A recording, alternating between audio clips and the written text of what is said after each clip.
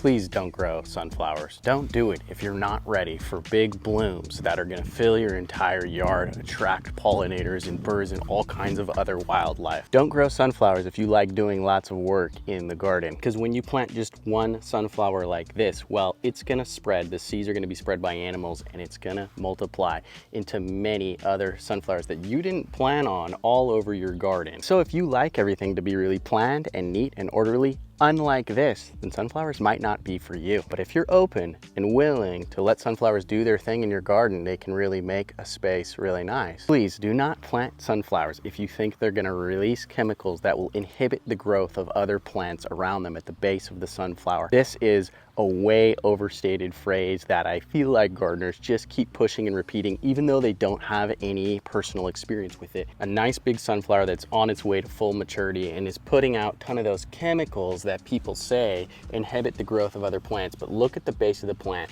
I have carrots growing, I have strawberries, I have radishes, and look at this. There's a strawberry right there that's ready for harvest. So I think this could have a small effect in the garden, but I think it's way overblown in the garden. So please stop saying that other plants can't grow with sunflowers. They obviously can. Look what I have going on here, and everything's going just fine. And I've grown these plenty of years with great results, planting all kinds of stuff at the base of sunflowers. Please don't grow sunflowers if you don't want to benefit pollinators. The pollinators absolutely love sunflowers. This obviously is not a sunflower, but when they do bloom, there are bees all over them. Please don't grow sunflowers if you don't like volunteer plants, because they're gonna volunteer. If you plant them once, you'll probably have sunflowers for a lifetime, but volunteer plants are not such a bad thing. Take, for example, this tomato plant. I did not plant it, and it's coming up, and it's gonna provide me with a harvest of tomatoes. Or this volunteer grapevine behind me. This started coming up a couple years ago as just a little vine that was creeping up, and I didn't pull it out, and now look what I have.